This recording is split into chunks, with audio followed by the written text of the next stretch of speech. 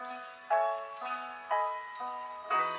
усталые игрушки, книжки спят, одеяло и подушки ждут ребят.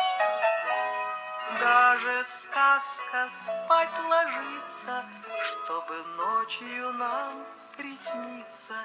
Ты ей пожелай, баю, бай.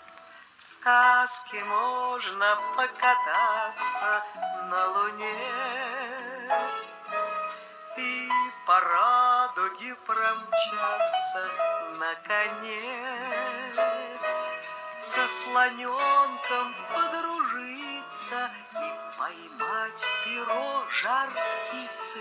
Глазки закрывай, баю-бай.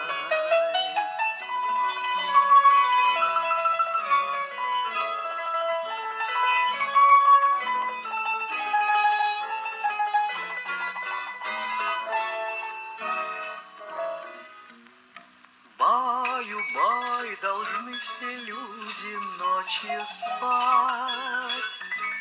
Баю-баю, завтра будет день опять.